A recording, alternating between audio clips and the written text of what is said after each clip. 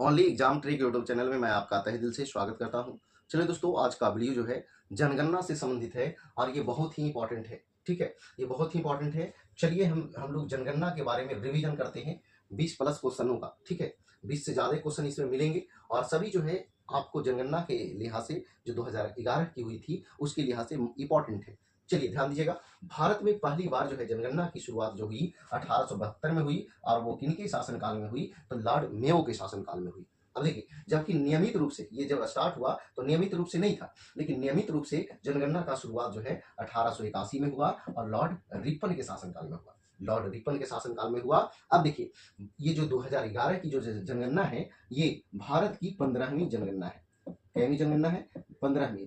जबकि अगर स्वतंत्र भारत की बात किया जाए, स्वतंत्र भारत की बात किया जाए तो 7वीं जनगणना है। ये दोनों बात भी ध्यान रखेंगे। ठीक है, भारत की 15वीं, लेकिन स्वतंत्र भारत के पूछेगा तो 7वीं जनगणना है। आइए आगे देखते हैं। स्वतंत्र भारत की पहली जनगणना जो हुई थी वो 1951 में हुई थी। ठीक है, ध्यान रखेंगे। स्वतंत्र भारत की पहली जनगणना 1951 में हुई। जनगणना का महाविभाजक वर्ष जो है किसे कहा गया? तो 1921 को। क्यों कहा गया? इस समय जनसंख्या बढ़ने की बजाय जो है घट गया था, तो इस बात को ध्यान रखेंगे। आगे देखिए, जनगणना का लघु विभाजक वर्ष, ये जो है लघु विभाजक वर्ष जो है 1951 को कहा गया। ठीक है, लघु विभाजक वर्ष। ठीक है, आगे देखिए, जनगणना विषय है तो किसका? तो संघ सूची का। जनगणना किस सूची का विषय है? तो संघ सूची का। आगे आइए,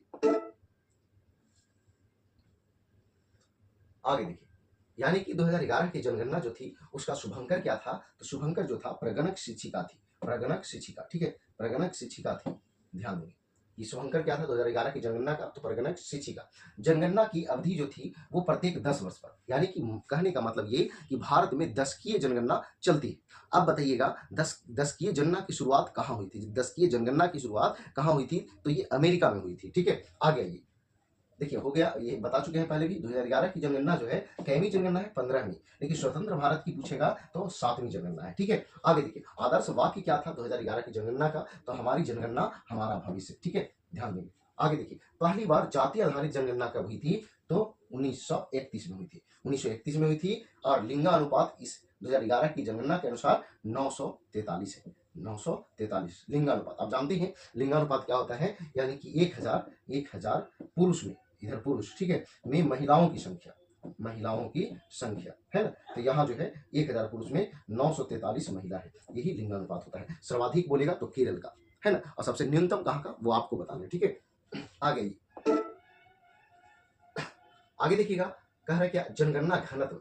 तो देखिएगा, जनगणना घनत्व कितना है? तो जनगणना घनत्व जो है आपका 382 व्यक्ति प्रति वर्ग किलोमीटर। ठीक है, 382 व्यक्ति प्रति वर्ग किलोमीटर। लेकिन सर्वाधिक जो है आपका जनसंख्या घनत्व बताएगा किस राज्य का है? तो वो बिहार का है। कितना है वो आपको बताना है। ठीक है, आगे सर्वाधिक लिंगानुपात जो है किसका है? केरल का। 1084 महिलाएं हैं। 1000 पुरुष पर 1084 महिलाएं, यानी कि पुरुष से ज्यादा संख्या जो है यहाँ महिलाओं का है। आगे न्यूनतम लिंगानुपात जो है ये कहाँ का है? तो हरियाणा का है। न्यूनतम कहाँ का है? हरियाणा का। कितना है? तो 879। आगे देखिए, सर्वाधिक जनसंख्या घनत्व जो है किसका है? बिहार का। और वो कितना है? 1106। हम अभी पूछे थे कमेंट बॉक्स में बताने के लिए।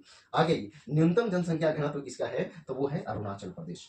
ठीक है, अरुणाचल प्रदेश का। आगे देखिए, सर्वाधिक जनसंख्या किसका है? तो यूपी का। लेकिन सबसे कम जनसंख्या पूछ देगा तो वो है सिक्किम का। ठीक है, सबसे कम जनसंख्या तो सिक्किम का। अब देखिए, यूपी है, यूपी से कम जो है जनसंख्या किसका है? तो महाराष्ट्र का है। तीसरे नंबर पर कौन है? तो पश्चिम बंगाल है। चौथे नंबर पर बिहार है। बात समझिए। आगे देखिएगा, अब जो है आपका जनसंख्या हो गया था। अब क्षेत्रफल वाला जो है आपको ध्यान देना है। क्षेत्रफल सर्वाधिक बोलेगा, क्षेत्रफल जो है सबसे अधिक किसका होगा? क्षेत्रफल तो ये जो है राजस्थान का होगा। ठीक है, राजस्थान। जबकि सबसे कम जो है यानी कि न्यूनतम क्षेत्रफल किसका होगा? न्यूनतम तो ये हो जाएगा गोवा का, है ना। सबसे अधिक क्षेत्रफल किसका? तो राजस्थान का। सबसे कम क्षेत्रफल तो गोवा का। अगर क्वेश्चन और बात किया जाए, सर्वाधिक वन किसका? कहाँ? तो मध्य प्रदेश। लेकिन प्रतिशत के अनुसार कहाँ? तो मिजोरम। प्रतिशत के अनुसार कहाँ? मिजोरम। सबसे कम वन कहाँ? तो आपका कहाँ? बताइए, आप ही बताइए। चलिए आगे देखिए, अगला क्वेश्चन जो है आपका यहाँ है, यानी पुरुष साक्षरता।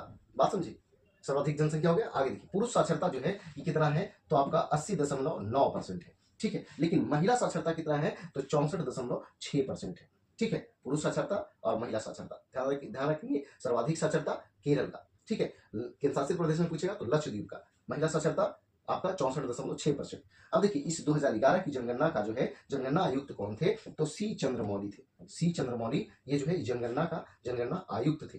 देखिए दोस्तों, ये क्वेश्चन जो है रिवीजन के तौर पे हम दे रहे थे, ताकि आपको कम समय में ज़्यादा क्वेश्चन का रिवीजन हो सके, और जो भी क्वेश्चन है जो इंपॉर्टेंट लेवल का, वो जो है आपका रिवीजन हो सके। तो अगर वीडियो पसंद आया तो वीडियो को लाइक शेयर जरूर करना है। तो आज इतना ही। जय हिंद, जय भारत, वंदे मातरम।